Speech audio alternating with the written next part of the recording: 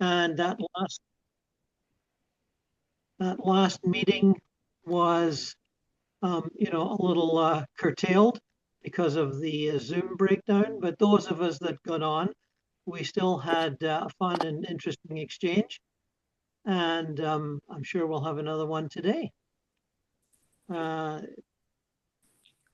where I am in southern Ontario, we have just left that rainy, cold introduction to spring, and suddenly it's almost summer.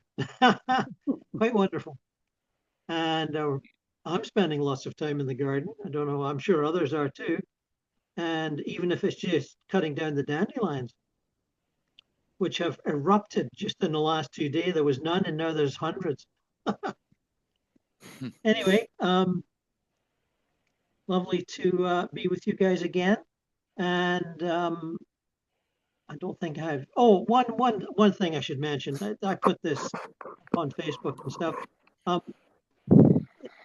Amazon invited me and probably thousands of other people, authors, to try out the Audible uh, version of your ebook. And you go through this thing where they give you all these uh, AI assisted voices with different accents and American English, British English, Australian English, masculine, feminine. So it's quite fun trying it all out. And so there are now two of my books available on audio. You can sit back and listen to them. That's Moving Through Many Dimensions and the short notebook on retrievals. And doubtless there will be more. I'm checking it out as I go along. So Nice. anyway, that's a bit of Nice. news. Thank you. My pleasure. Congratulations. That's cool. Yeah, well, you can also sample them, Mark. Just go to the website and you'll see a place where you can sample it. It's it I did have fun choosing the various voices, I'll tell you. Um, they give you quite an option, and I think they're going to expand it. I'm sure that will be in how shall I put it, languages other than English. Mm, And, um, you I'm no techie, as you know, but you can see just from what they've provided so far that it's something that can be expanded quite rapidly. okay. Anyway, Great. that's Congrats. my little bit of news, and I'll get on with the meditation. For those who are new or newish, we will do a guided vocal oil meditation for a few minutes, and then I will leave you to explore the areas of the afterlife that you feel you would like to explore, whatever you feel an urge to do. The main point is to try and do retrievals, rescues of souls that are confused or in trouble some way or other. But you're also welcome to do just what I would call a regular spirit contact, where you might suddenly find yourself in or near, a loved one or a close friend who has passed on and maybe would like to chat with you. So if that happens, that's fine. It's all good. So if you guys can relax, find your own way to relax, stretch out if you can, um, and lie back, close your eyes. I'd prefer it if you closed your eyes. I think physical eyes are a bit of a get in the way when you're actually using your spirit vision. Your imagination, your spirit vision, they're one and the same as far as I'm concerned. And that's the modality we'll be using. So please relax, sit back, breathe a little more slowly than you're breathing now. Calm yourself.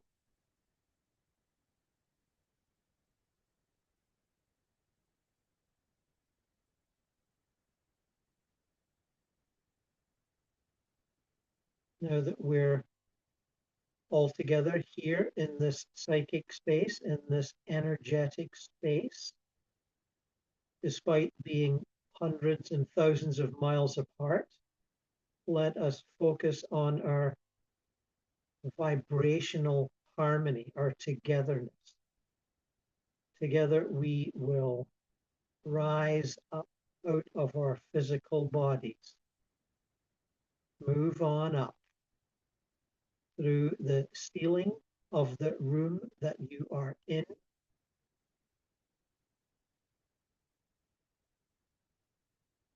continue on up and out through the roof of the building that you are in,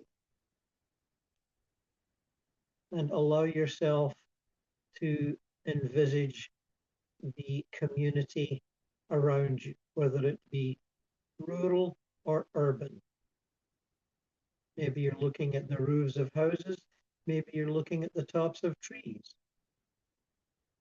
It's all a community of which you are a part.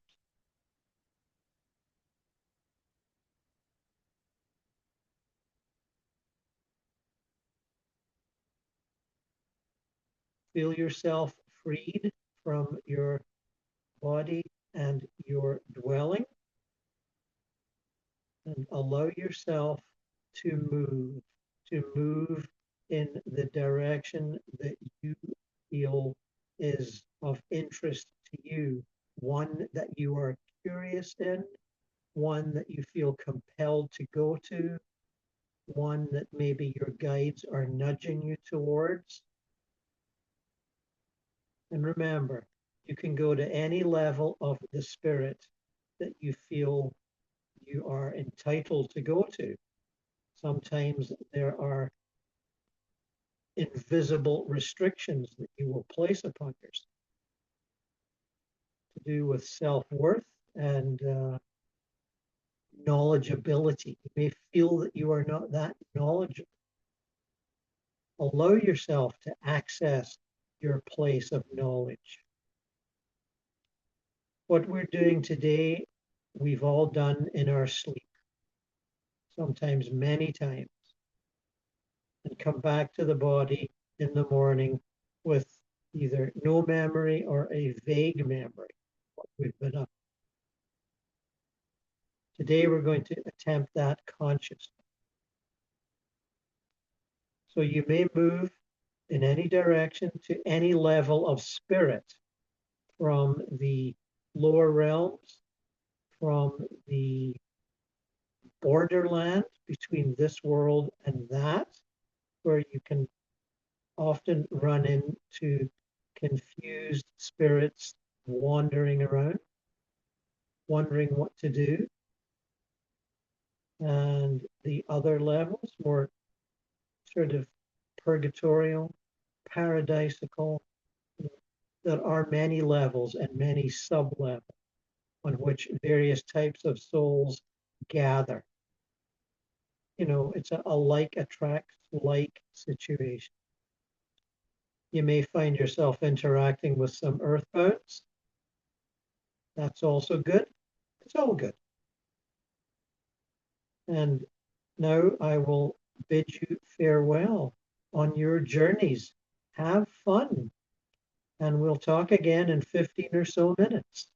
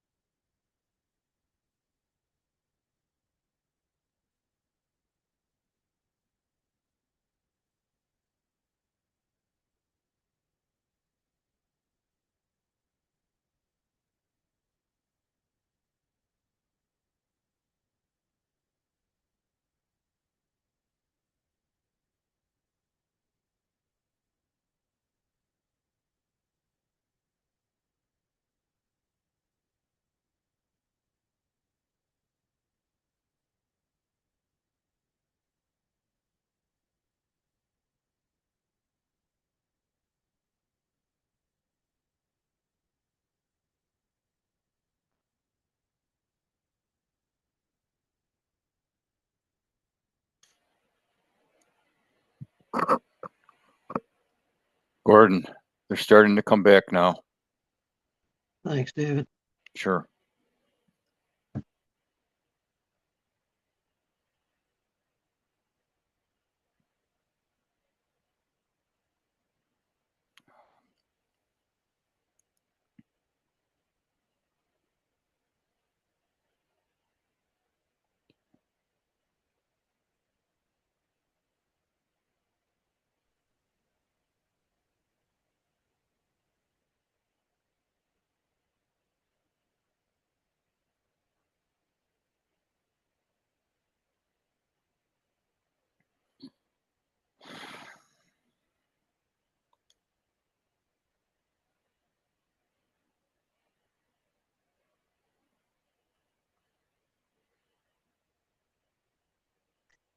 Okay, everyone. Hope you had an interesting, engrossing experience. And if you're ready to come back, please come back. And if you're still finding yourself involved in some way or other, that's fine. Interacting if that's what you feel a need to do. And when you return to home base, as it were, don't forget to pull back all your energies, all your bits and pieces. Sometimes sympathy and compassion can cause you to leave little bits and bobs of yourself at the scene. So do try to bring all that stuff back. If you feel like your work there is unfinished, you can always return under your own steam. You don't need me to do it, although it may seem easier, but really you don't. Anyway, do come back to your bodies and settle back down into your building and into your room and into your body and feel comfortable. Okay, David? Okay, I have a couple of announcements. We are recording this, and often it gets on Wendy's channel. If you don't want your face shown, you can turn off your videos now, please. That's one announcement. The other one is that the meetings usually go from an hour to an hour and a half. I'm happy with that. I'm in the library today because they're putting a roof on my apartment complex and there's pounding going on. So I have this room until Easter for like another hour. So if I have to move out, I'll just move out into the library, but you just won't hear me too much. I can't talk among the people out there, but don't worry about that, okay? And with Mackie, who's a first time here, and Priscilla, who hasn't been here in a while, what we usually do is we go around the room and get everybody's who wants to talk, their experience if they had any. If you don't have anything, don't worry. We're not going to call on you or anything. And it's happy if you just want to listen and not say anything today, that's fine too. So we don't push you or anything. So what we usually do is we communicate by raising our hands, and I'll take it in order. And whoever wants to comment, please raise your hands now.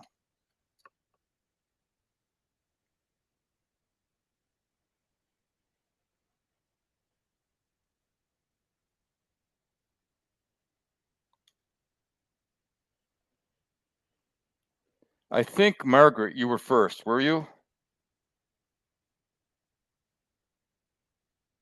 Let's see. Yes, I think Okay. so. Yes, Yeah, okay. good. Yep. So okay. Usually when I go up through the into the ether or whatever, I'm always in like a cloud. I feel like I'm in a cloud. There's a lot of mist going on around me. Anyway, I met a young teenager. He was about 13 years old. His name was Jordan Smith, and he was from Florida, and he had been in a car accident. Now, this was really strange because I couldn't get a physical on him, a physical look on him. I was kind of getting a lot of ether, a lot of misting around him or spirit, but I couldn't see his face. I couldn't make out any details at all about him. So I saw his spirit essence, but not the physical. And I said to him, I can't see your face. I can't see your body. Can you try and make yourself a little clearer? And he said that he couldn't. He didn't know how to do that. So I asked him, he had told me he had been in a car accident, but I asked him again, I said, what happened? Well, he got a little angry and he said, I was in a car accident, and just kind of left it like that. So anyway, I called in my angels again, Archangel Michael and Archangel Raphael, for assistance, because I felt he was still dreaming, or he was somehow connecting into the upper realm, but he was still alive. I felt he was still alive and that he was dreaming this.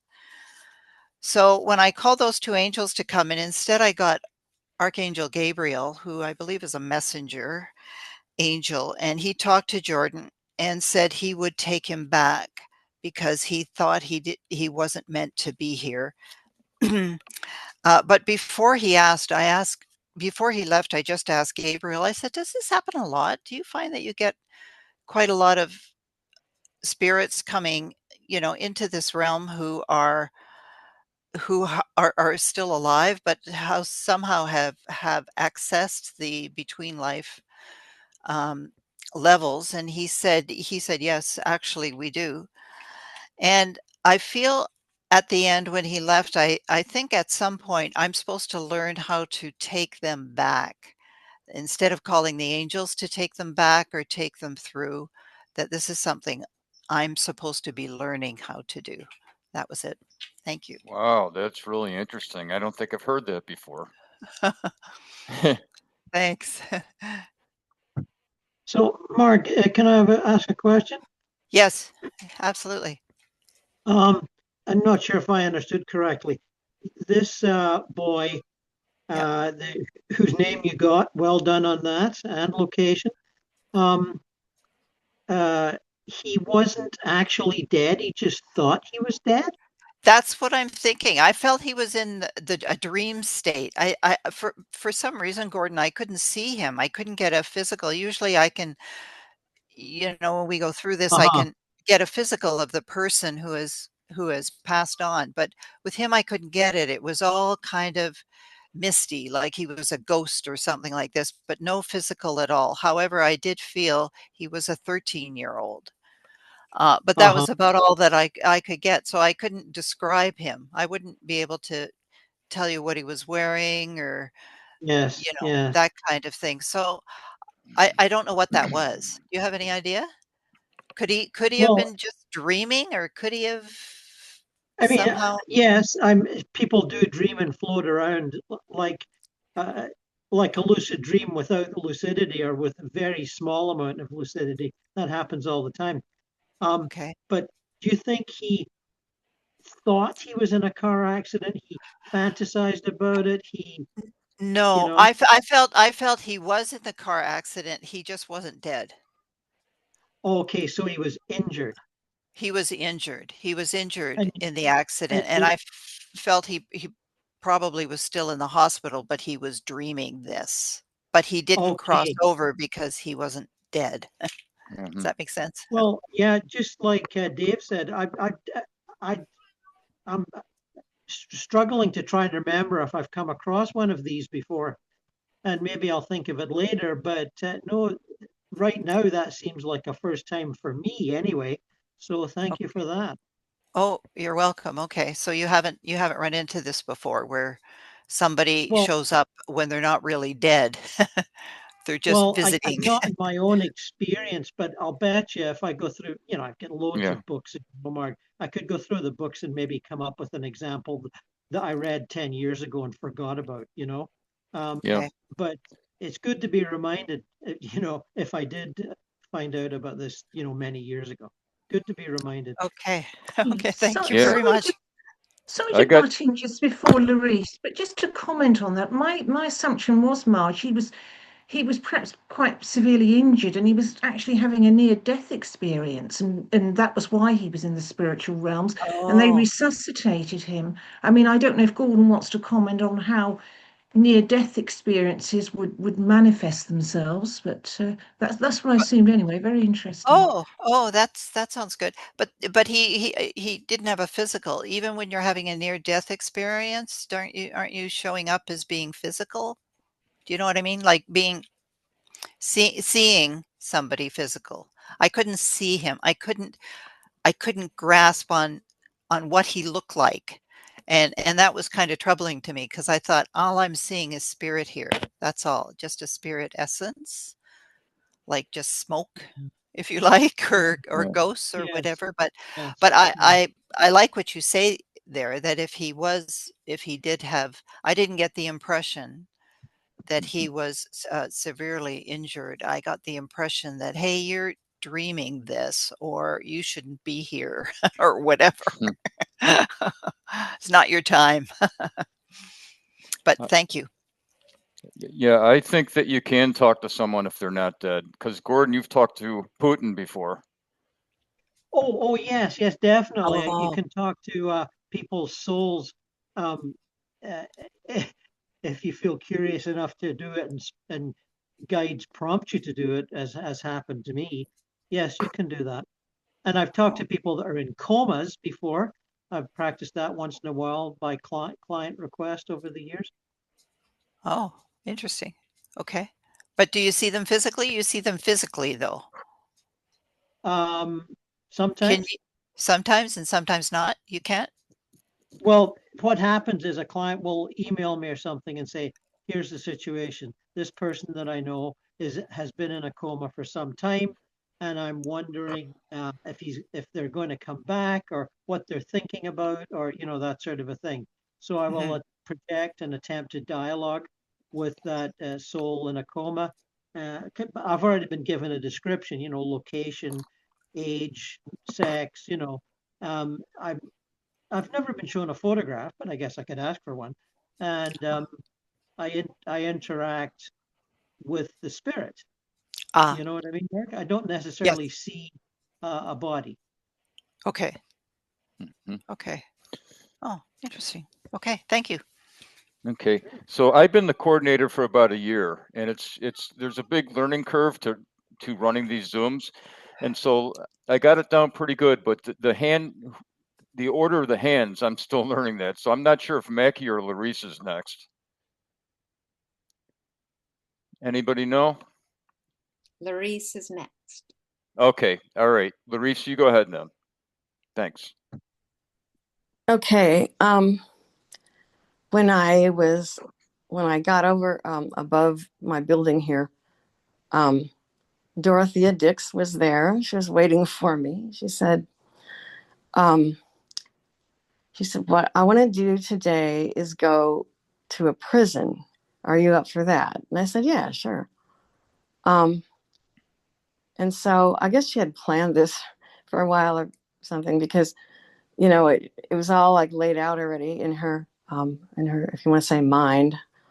And so we went to this prison, and it was in the southern United States.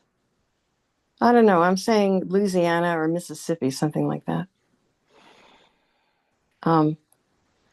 And she said that the reason that she was interested in this is because a lot of mentally ill people ended up in prison. Sometimes it's turned around also, but in this particular case, a lot of mentally ill people end up in prison, and she wanted to retrieve the ones who died there and never left. So she said, how we're going to do this is, she goes, there's going to be a train, and either I or we had another person with us earlier when I worked with her, and I talked about it here. We retrieved a doctor who had a lot of guilt for how he had been treating patients and stuff, and he was sort of on the edge of deciding maybe I should do things differently. And then he passed, and he knew her, I guess, in life. He knew Dorothea in life. So in Earth life, I mean, so he was with us and he was helping, and so they said, okay, there's going to be this train, and we're going to make the announcement in the prison that everyone's sentences have been served and they are free. Now, one thing we'd rather not have happen is that anyone would just get up and run off. We want them to get on this train because we know how to sort them out where they need to go. But you can ask them where they want to go. And so I was doing that. I was like giving people tickets, so to speak. We were watching people. Most of them, when they heard that, their sentences were finished, they were, happy and excited, and they jumped up, and they, so, they were saying, like, I want to go home and be with my family again, or I want to go where my grandparents used to live, or I want to go. They had ideas. Like a couple said, I want to go to heaven, and then some of them were saying, well, I don't know where I want to go, because if I'd go to hell if I went anywhere. And we were saying, well, no, this train doesn't go to hell. That's the only place it doesn't go. And some people were aware that they were not physical anymore, like, the ones that were talking about going to heaven and different places. And some of them were just saying, I want to go to some, and they would describe the type of place they wanted to go. And there was everything. So, we were getting them on the train. And then there was one guy that did get away, because I tried to talk to him, but he just didn't trust anybody. It's like, I am not, I said, you're going to have trouble because you're not in your physical body anymore, and people can't see you, they can't hear you, you can't interact with him. He's like, whatever. And he just, he wouldn't cooperate. So we had to let him go, and we'll probably have to go back and find him again later. And there were one or two who just sat there, like, I don't know if they didn't hear the announcement or they didn't think it applied to them, or so I went and talked to one guy, and he said, well, I don't think that applies to me because I had a life sentence. And I said, well, let's look at this, and we started talking about physical bodies and stuff. And I said, stand up and see how it feels, and imagine yourself without any kind of bondage or any kind of shackles or anything. And he started to slowly walk around and get more and more free and lighter and lighter. And this and that. And then he got really excited. And I said, come on, get on the train. So anyway, that's what happened. And then I didn't go with the train. I only made sure that people got on board and talked to the ones who had questions, didn't understand, were kind of afraid to cooperate or anything like that. If they had any kind of issues, I would talk to them.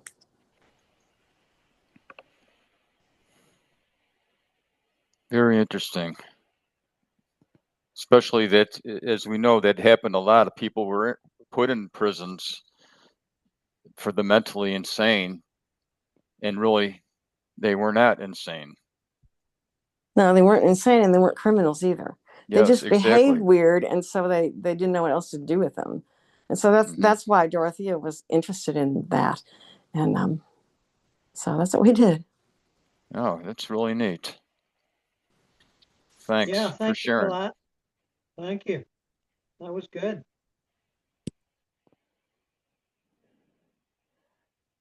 Mackie, would you like to go ahead, please? Hi, thank you for this. I wonder if it being my first time influenced where I went, which started out, and Gordon, I was following your guidance with raising out of the roof and then coming up above the roofs, and then there's the water over there and the farms over here, and suddenly me and all the guides were, whoosh, it was a just serious flying and flying really quickly over the waters and fields and diving through and then going up, up, up, up, up, and going all around different realms and astral cities. And then it started with your guidance slowing down a little bit, but the entire trip was was almost as an at a bird's eye view. But then we started dipping down and we're flying. It was almost like this crew of flying, speedy, I don't even know what we were. We were just light speeding over. And I saw many women who were covered over and sort of huddled together. We would bring this light and love and speed, and we never stopped with anyone. We just kept flying by and sort of encasing and encircling all of these women with this light and love. We wound up in Syria, up high above the mass graves. And that, I can't say that we made very much headway with sharing the light and the love. We started lifting up. We were down, then below, trying to lift up, and then a lot of angels and a lot of angels and a lot of angels. And I don't know if we brought anyone, all of the confused, the hundreds of people that were there buried in mass graves. I don't know what the outcome was, but we tried with this speed and light. There was a definite slowdown and a much heavier feeling at that point. And then the angels took over, and then that was the end of it, to my memory. That's pretty good. Thank you for that. Yeah, for your first time being on the show here. Thanks for sharing with us. Thank you. And thank you for reminding us to bring the energy back, because even talking about it, I have to pull it back. I have to pull it back in, and I'm just reversing that journey that I took up and then back. So may I ask, have you had memories of lucid dreams in the past where similar things may have happened, or is this a first time? No, I would say many speedy light trips, to begin powering up for mediumship. But that's the first time I've seen these sort of really confused, sad women huddling, and it's my first time to those graves. Right, of course. May I ask, did you say powering up for mediumship? So you're a practicing medium, is that right? A baby medium, yeah. A baby medium. Okay, got it. Well, it sounded to me, dear, like you were given like quite a fast and exciting guided tour of the afterlife with the guides, and then they lowered you down powered you up again, to use their phrase, with the excitement of whizzing around, which is indeed exciting, and then lowering you to a level where there was going to be challenges like the one that you faced. And I congratulate you for facing that, because it's, you're absorbing, at least to some degree, the energy of a lot of deceased human beings, some of whom may be filled with negative and angry emotions. So congratulations on that. That's I'd say for a first time out, that's pretty good. Oh, I give it to the guides. They swept me up. So thanks for letting me. Well, great stuff. And, I've done some reading in the past, mostly in New Yorker magazine, about the Syrian civil war and all the killing that went on even 5, 6, 7, 8 years ago. And it's astonishing the number of people that were buried anonymously and just way beyond anything you've heard of. And it's come up again a little bit because there's been a change of regime and there's been more, fighting and shooting. But there've got to be loads of mass graves there from what I've read. I mean, a lot. So don't worry about the veracity of what you experienced. They're bound to be there because so many people were murdered. Bring the light, right? Mm-hmm. Mm-hmm. Absolutely. And any measure of light that you can bring to them, it may not fully retrieve them, but at least it can start them on the road to being moved on. Yeah, light the path. Mm-hmm, exactly. So again, thank you for that. Does anybody else have any comments about Mackie's experience?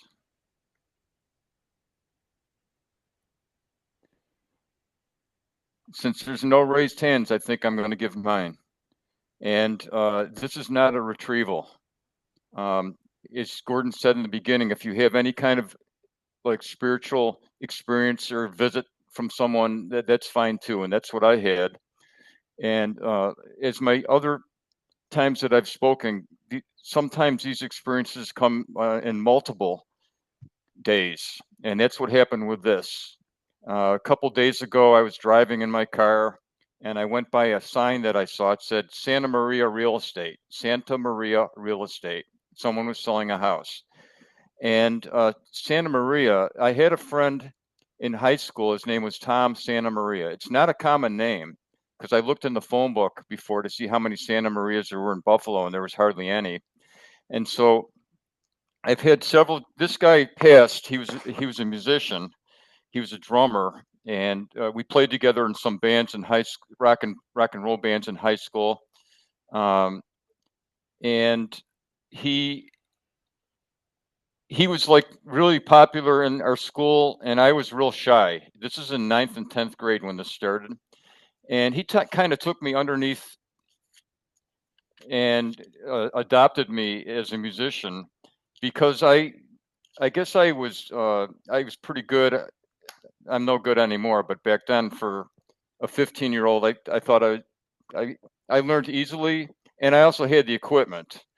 And so we were in a couple bands together, and I always appreciated that he took me under his wing. And I stayed in touch with him. We went different ways. I went the route of becoming a dentist, and I had to give up the music because it was just real stressful and strenuous program that you have to go through for 9 years. But he stayed with it, and I'd see him periodically in his 30s when I came back to Buffalo to visit. And he had continued with the music. He had moved down to Florida, and he says he owns some nightclubs. And then I lost total track of him. And then I heard that he had passed away, maybe in his 40s, and he had some kind of a drug problem. I don't know if it was overdose or what happened to him. But then, within the past 10 years, I've had probably 4 dreams where he's been in it. Most recently, like maybe 2 or 3 in the last couple of years, where I've seen him in dreams and we've talked, and usually there's some kind of story going on.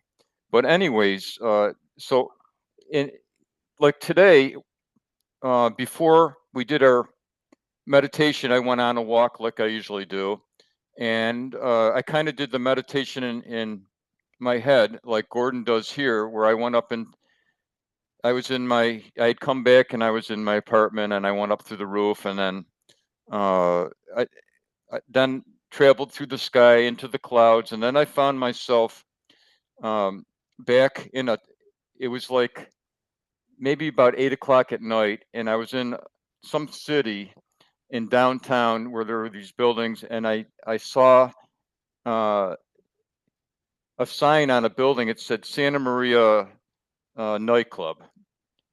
and I think I knew what it was. And so the next thing I was inside of the club, and I was there was nobody in there. It was 8 o'clock, but the lights were on. I could see there was a stage where the band played, and Tom was in like a lounge chair. It was black leather, and I was on another lounge chair opposite of him. He was drinking. He had like a rum and coke or something in his hand, and I had a beer. And I said, "What have you been doing here?"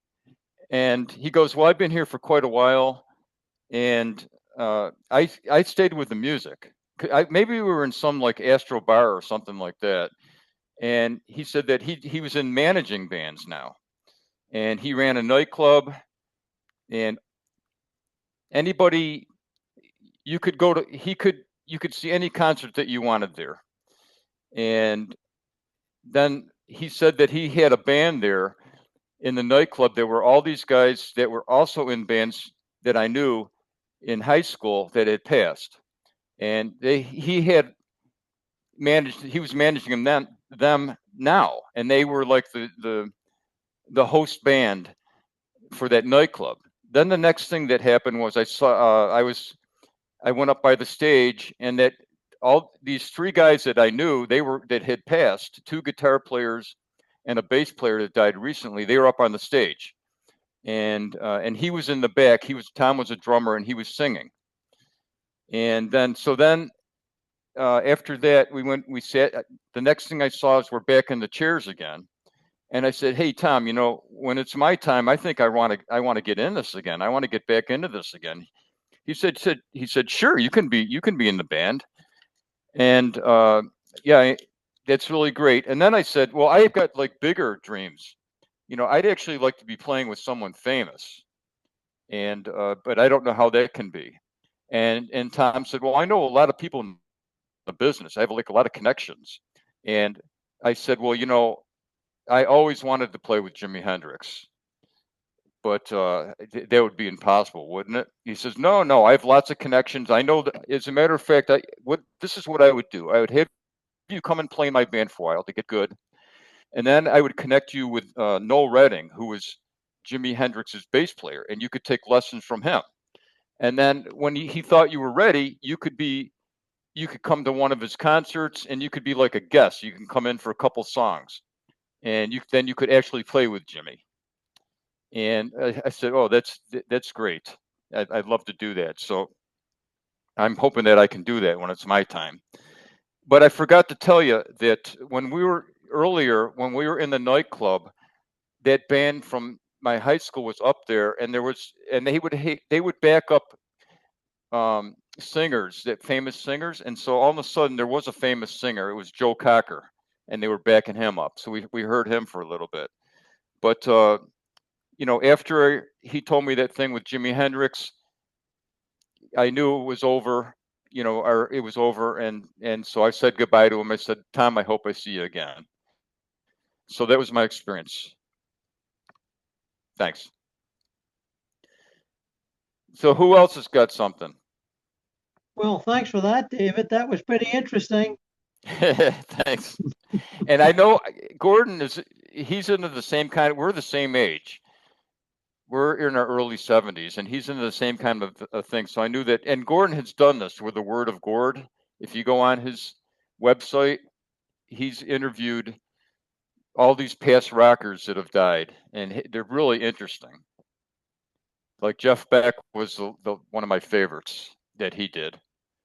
Yeah.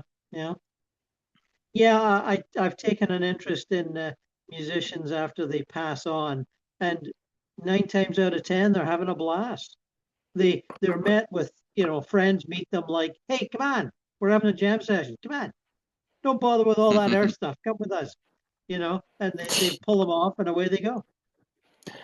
I'd like to hear from Priscilla, who's been, as I said before, has been doing the tapes to the Monroe Institute for the out-of-body stuff. Could you tell us a little bit how that's going, Priscilla? Yeah, I've been through all the tapes, and now I'm going back through the ones that seem to impact me the most. As a matter of fact, right before this session, I went through the 35-minute exercise on experiencing your second body, your energy body. A meditation on experiencing your energy body. Now, when I did this before, a month or so ago, that night I had the OBE that I had. So I thought, well, maybe there's something to this. And, yeah, there's some of them have impacted me more than others, and I plan on going back and working on them some more. But anyway, what happened today, now this is not a retrieval. I'm not sure what this was. I did leave my house, go through my roof, and then I immediately found myself at the home of a friend who passed away about a month ago. Now, this is an elderly woman that was in a nursing home for a few months, and then she died.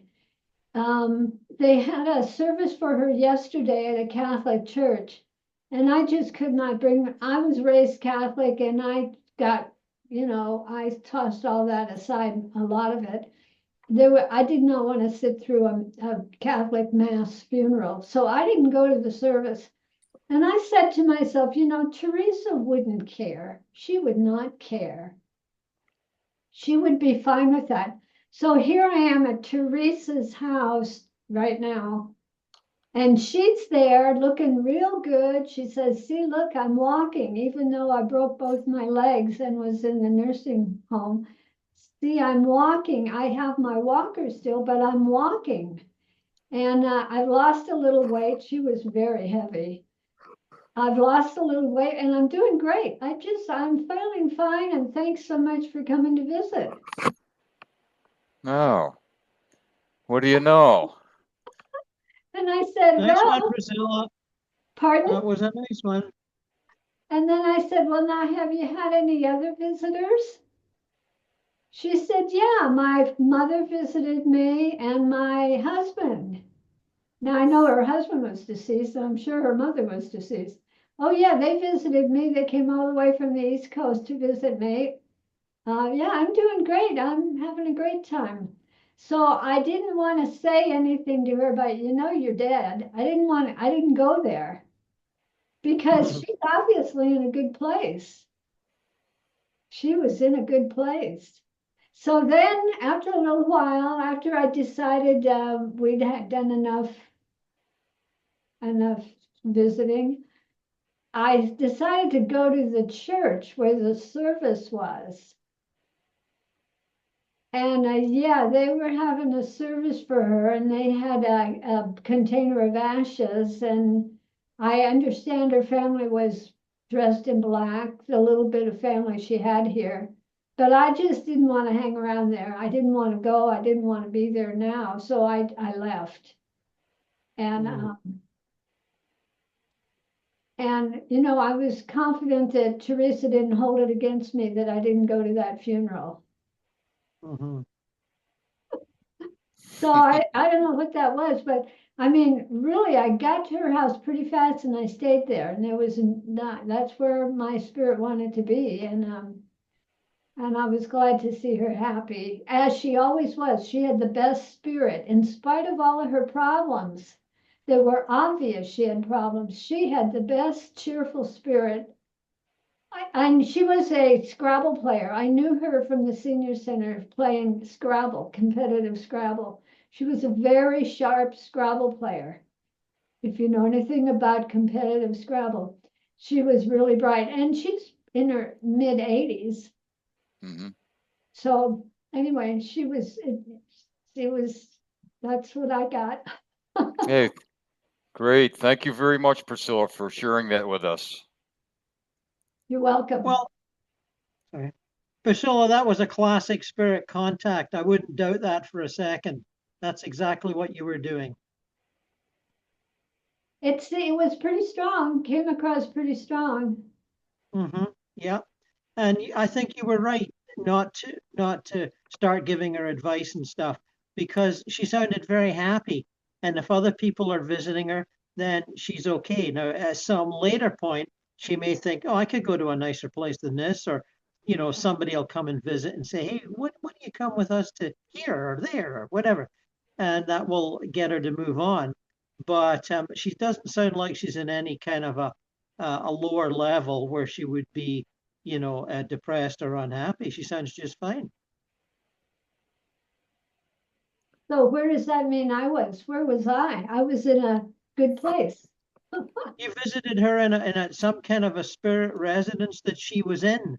And if you want to find out more about that spirit residence, I would suggest use the hemi-sync tape that you're comfortable with and go back. Just project yourself there and get a little chummier with her and ask her to show you around.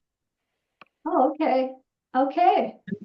Then you'll see, is she in a residence? Does she have a room in a residence? Does she have her own place? Is there a nice garden? She was at her old house. Okay, so she's in a thought form of her old house then. She was in her old house. Yeah.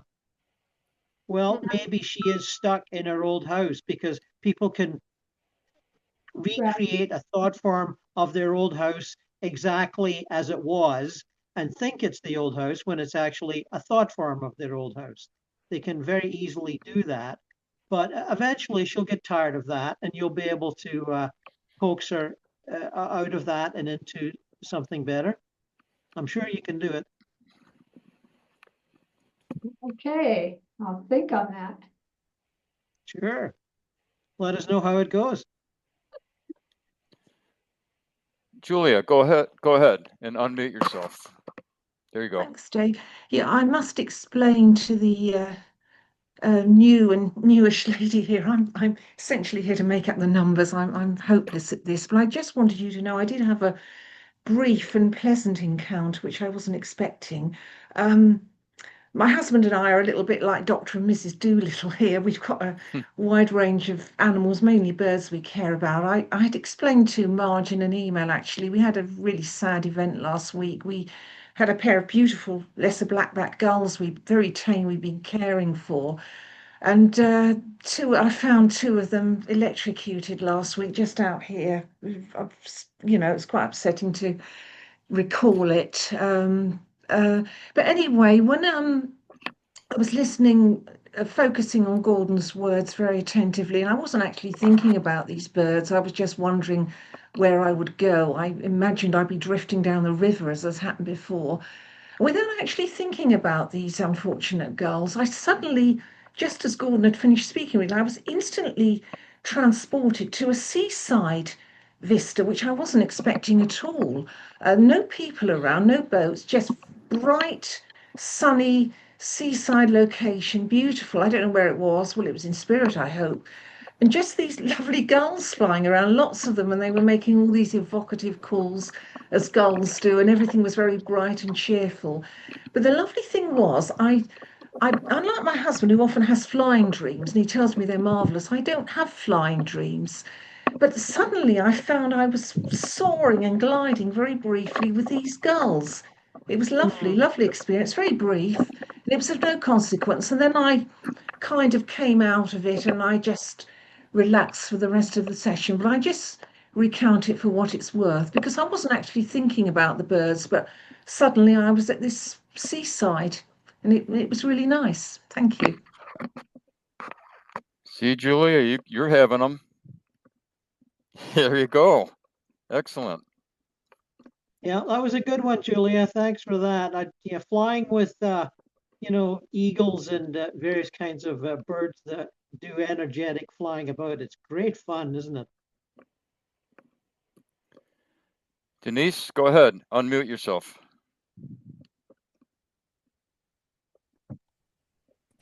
Okay. I wasn't going to say anything, but I have to, because what I heard clairaudiently, I was able to trace it. So I have to share it. So anyway, so I forget how the meditation started out, but I was getting, then all of a sudden an image was coming in and I saw a horse, but then I saw a man on top of the horse. And then the man turned into a soldier. And then the soldier turned into a skeleton.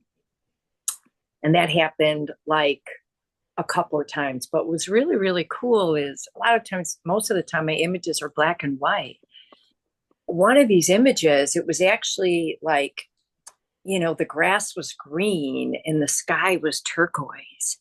So that I thought that, that for me, seen in color was super cool, whatever. So I'm like, okay, what's going on? And I'm like, okay, we're in a battlefield, and I felt like I'm in a battlefield, and all of a sudden I heard battlefield of Bennington, and then I'm like, oh yeah, okay, that's too easy, right? You know what I mean? What's going on here? Whatever. So but then I realized I'm in a battlefield, and then I was seeing like images of men. It was just her face. I'd see an image of a face that I didn't recognize.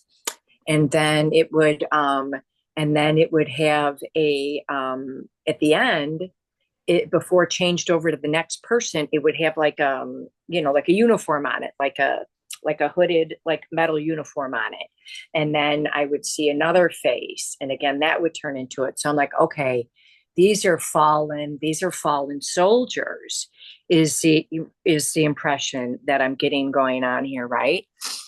So then I'm like, okay, well, what's going on? If there's all these different people, it's not just one person, with soul retrieval. I'm like, I'm here to do a soul retrieval.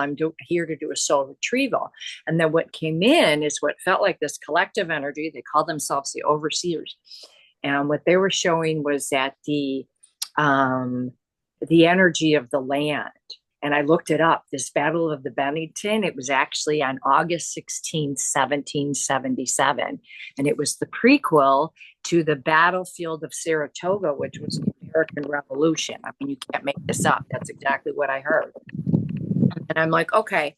So then I'm like, well, if it's soul retrieval, what they're saying, like, I do energy work. And what they were saying is that now that I saw this and it brought me to the field and the different soldiers, and I was able to trace it.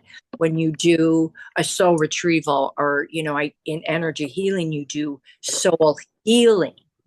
So what they brought in is when I do my soul healing to make sure that I'm clearing the DNA, because these battlefields, there's soldiers that actually, I think 40 people, 40 died or so, 30 were killed and 40 were wounded or whatever. But then it led to, like I said, the Battle of Saratoga, which was huge. And they were talking about the energy of the land, the energy of the collective. Because I'm like, well, who am I supposed to retrieve? And there's like, you can't really retrieve a collective energy. You know how they say that objects have energy and stuff like that. So, that there's energy to it, and there's negative energy, and to clear it. So, so it wasn't so much as a soul retrieval, but it was a lesson in soul clearing. But then, like David said, healing work is you're saving souls down the road. So, they bring that into as a lesson. So I thought I would share that. And that was pretty cool, especially because then I was actually able to, never heard of the battlefield of Bennington. So that was really cool. So I thought I'd share that in case there's any, healers on there, to make sure that you go all the way back to the war connections. Yeah, nice bit of detail there. Well done on that. Yeah, that was very interesting, Denise. Thank you. Adrian, have you got anything today? I just had a question for Denise. Oh, sure. Is it not possible to heal a collective? I don't know. I think that you mentioned you didn't think that you could heal a collective.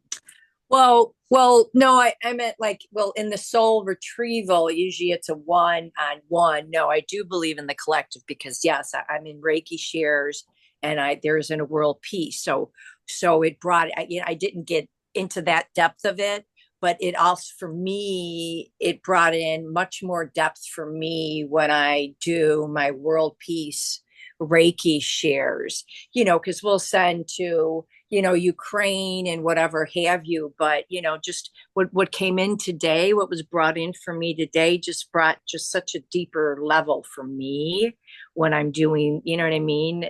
It'll, my intentions I will be so much more directed, and you know what I mean. It was incredible for me in my healing.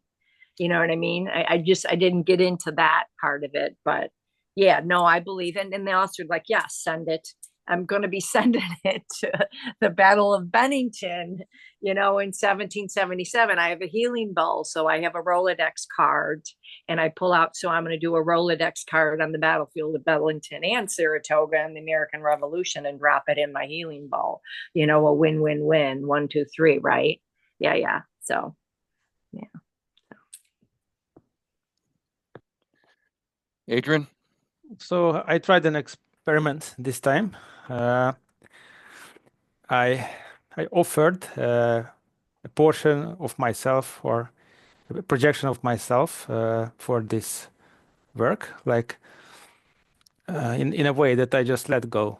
Like I just meditate, and I assume that part of me will go there, it will be conscious, and do it, even if I'm not aware of what's happening there. So I did that. I was sitting like that, but then suddenly something happened. I felt like I'm immersed in a scene, and I felt like I'm surrounded by a tribe, an African tribe. They were dancing. One of them were talking to me. There were many of them, and I somehow felt connected to them. I didn't know who they were and why am I there. But I just let it unfold. Then I remembered that some years ago I had a very vivid dream where I was in an African tribe, and there was an African soldier, like a tribal soldier with his spear there. But that dream years ago was very vivid as well. And I feel like in some way I have a connection to this African tribe. Maybe I lived there sometimes, some time ago, but I felt a connection there. So I was just sitting there, watching, observing, and then it faded. So I'm not sure what that was, but it was interesting. Very nice, Yeah. Adrian. Thanks you. Thank you. Thanks. Sounds like a past life connection to me, Adrian. That's what I felt. Like I'm not sure, but yeah. Yeah, you always have come up with something there, Adrian. That's interesting. Yeah, that was surprising for me because I totally didn't expect something like this to happen. Stan. Yeah, the unexpected ones are fun. I just want to say I like Maki's screensaver. It's cool. Did I see it? Is it not? Stan, is there anything that you want to say today? No, David.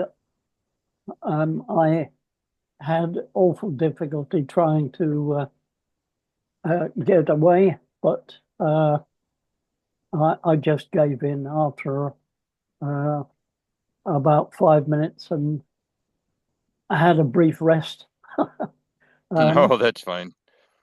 It's just I'm listening, most of the time. But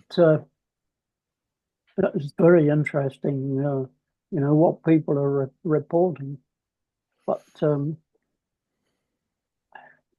I mean, I have had one or two out-of-body experiences over the last, 30 years, but literally one or two.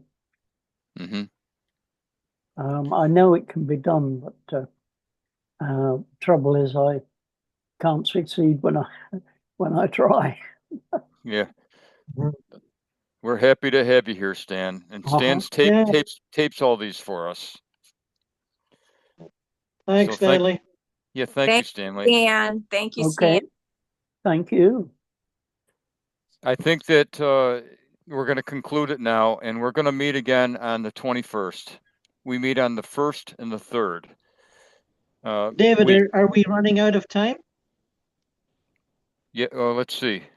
Well, I'm out of the room right now, so it doesn't even matter. No. I'm sorry. I just want to comment on what happened to me rather quickly. Yeah. Oh, sorry, I forgot you. I know it's easy, You're isn't it? the main show here. Okay.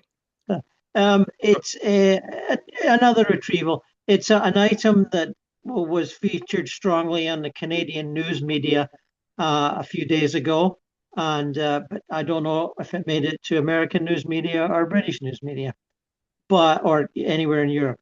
But it happened in Vancouver about several days ago. Mark may know about this. A mentally deranged man drove a car right into a street festival, a downtown open street festival, and I think killed 12 people and injured a good number more. And obviously very shocking. And you know it, Margaret. Yes, I do. Yes.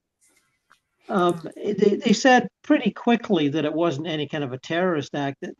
That the man had some kind of a record of being mentally unstable, although they didn't specify what they knew of him. But they were quite certain it wasn't done for political reasons. And so at the time when I heard about it, I thought, I asked Spirit if people needed retrieved, and the answer I got was mostly not. We got most of them, but not actually everyone. And you can try again later. And so a couple of days goes by, and I said, can I go, when I do my next Zoom group, can I go backwards in time and check it out? And they said, yeah, sure. So what happened was today, I went backwards in time to, maybe a day or so after the accident, and found, I think, two people that hadn't been moved on. One was a very angry man who wanted to look after his son who was left alive, a grown-up son, but still his son. And the rest of the family had moved on, as far as I could tell, but he didn't want to. And he was still very angry about it all. And I think he tried to get at the perpetrator, who's obviously, in some institution right now, maybe not a prison, maybe a psychiatric facility. And then, I tried to talk him out of it. Come on, let's move on. It's time to give up all this. And he was too angry. He challenged my spiritual authority to give him any advice, basically. So I don't have to do what you say, all this kind of stuff. So I let him be. And another person was a little lost and confused, and I tried to get her to move on. And she really was lost and confused. And after a few minutes or two, I convinced her to come to the heavenly worlds. And first there was trust issues like, why should I trust you? And who are you? And yada, yada. And usual sort of thing that many people say. And then I got her to move on to the culturally appropriate heaven world for her, which was, they're Filipinos that have come to Canada. And so, I got her to move on, and she seemed happy at the reception center, and I left her there. And went back to the guy that was angry, but still couldn't do any good. And then so I said to the guides, that I rarely see guides, but I said, is there anything else you want me to do? Anything else I can do? And they said, oh, just do a light meditation in this neighborhood of Vancouver, because people are traumatized by what happened, even though they weren't there that day. The people in the neighborhood were very traumatized. In fact, guys, you may know we had an election here in Canada, a very hard-fought election, and all the political candidates, at least one of them was actually in Vancouver. The leader of the NDP was in the street where it happened and left half an hour before it happened. So he was very traumatized by the whole thing. And other two, they were very, very busy with their campaigning, took time out to express their sadness at the whole thing and their sympathies. So it happened at a very interesting time for Canada because we were I think it was the day before the election. Anyway, that's a Canadian story for you. But that was so they did say, do that, spread that light thing, and it'll just help people in the area. Don't, just a generalized thing. So I did that, and I was told that it helped a little bit. And then we had our member here today talking about spreading light into the mass graves. So I thought, oh, isn't that an interesting little synchronicity? Obviously, I was doing it on a much lower level, but that's essentially what I was doing, trying to raise the vibration of people that were troubled and traumatized by that violent act happening, in their neighborhood near where they lived. So anyway, that was my experience. Thank you. Hey, thanks a lot, Gordon. Julia. Yeah, just to comment on that, thank you for validating that, Gordon. Absolutely fascinating. That was actually headlines here when it happened. I think it was the Sunday before last. We saw the aftermath, and Mark Carney, who I understand was elected the next day, was talking, and it was very traumatic. And I immediately thought of you, and I know you're the other side of Canada, but because it's your country, I thought, I wonder if Gordon's involved in that. What I find absolutely fascinating, and you've said this before with other retrievals, is that you went back in time. So you were sitting here with us tonight, but you went back to a day or so after that tragedy. When we've got more time, perhaps people would be fascinated, as I would be, to know the mechanisms, if you can call it that, of how you put yourself back in time, because that's so interesting. And I'm so glad you were able to attempt to do something. Thank you for sharing with us. Well, sure, Julia. I mean, I've been doing that on and off for years because back when I was using the hemisync tapes all those years ago, I was told by a guide, you can go backwards in time if you want. And in fact, it first happened when I was showing through the internet another colleague who was having trouble with the hemisync tapes, and I was trying to help them with their retrieval work. And when I lent some energy to it, like I'm lending energy here in this situation, she said to me, oh my God, I think I've gone backwards in time or forwards in time. She couldn't really tell. So she had that experience. It was an earthquake situation. But anyway, until she said that to me, I didn't realize, even though I'd done retrieval work, that you could go backwards and forward in time. So it's a case of, the Buddha is sometimes in the person right next to you and then can give you some inspiring remark that gets you going. And so, I practiced that a little more after that. And then, of course, we find out now that you can go backwards in time. And didn't somebody do that today back to the 1700s?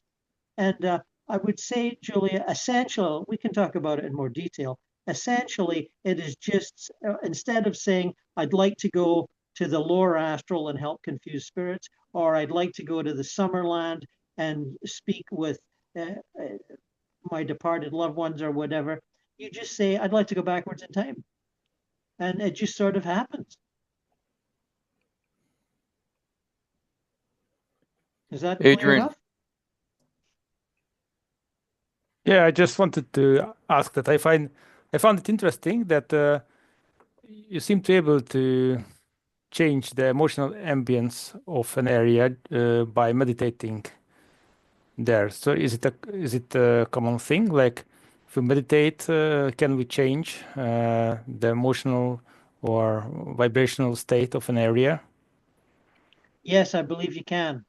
You can do it as an individual, or you can do it as within a group if a group of people decides to do that together. Now, a long time ago, well, it's not that long, but some years ago, the people from the Transcendental Meditation community made a strong claim that if they meditated, like, a group 50 or 100, and meditated on a certain area of a city where there was high crime, they could reduce that crime rate. And they made quite a strong claim on that. And it's just long enough ago, I can't quite remember what the stats were, but they were very keen to get lots of people doing this to reduce the crime rate in big cities. Do you remember that, Adrian? Yeah, I heard something like that. Yeah. Now So imagine you could check it out on the internet. I can't remember the details now, but yes, I believe that we can do that as groups or as an individual. You can do well, it. yeah, that would be Just nice. Like channel the if we energy. could, if there could be like a world meditation, like half the population is meditating, maybe it could end wars, or who knows what it could do. Well, I mean, it can certainly affect people, but don't forget that some people are so full of anger and fear and hatred that it's very hard to affect them at all. I see. That's an interesting You have to sort of point. accept not your limitations, but the limitations of the people that are at a lower level of vibration, Mhm. And what do you Just think that the meditation that physically alive humans do, does their Yeah. influence stronger than, like, let's say, someone in the spirit world? It can be. It can reach lower down because we're kind of lower vibration than permanent astral residents. We're not at a low vibration, but we're at a lower vibration. So we can reach a little deeper than they can, I believe. But always accept or understand that you can affect situations, but try not to think of yourself as a miracle worker, because then you'll be disappointed when you see people continuing on in their crazy, self-destructive, hateful activities, Yeah, I understand. It's like meditating without an attachment. Yeah. So by all means do it. And if you focus on a small area or a small situation, I would say you're more likely to have a perceptible effect. Yeah, well, You know? I do meditate, but I mainly focus my meditation on myself Oh, I see. for Well, now. there's nothing wrong with that. It's just another experience to have. Yeah. Okay, Thank you. Larice, go ahead. One time I went forward in time, and it was only for one day, but it was when I first started doing shamanic work, and I didn't find out that I had done that until I was talking to the other person that I was visiting. And the way that I did it was I intended to be there when there was a certain thing going on in a certain situation in the house. And that situation happened not on the day we expected it to. It happened a day later. So it was just from intention, but I didn't find out until I was talking to her. And then she goes, no, that didn't happen on that night that I'd done the journey. It happened a night later. I'm like, oh, yeah. So that was when I first started, and it blew my mind. Yeah, I bet. Mhm. That's the great thing about when you're starting out. You get these occasional experiences that blow your mind, and you go, oh my God, and you just can't believe it happened, but gosh, it did.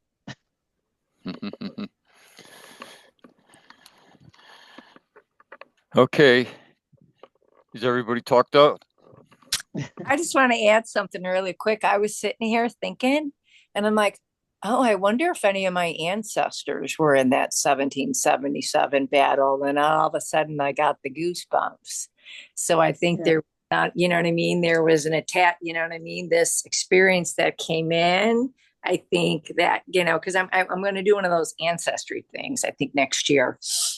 And I'm not going to be surprised if I find that somewhere in my ancestry is a connection to the battlefield of Bennington or Saratoga, one of them. Well, there almost has to be, right, in everyone's history. But anyways, so that was pretty cool.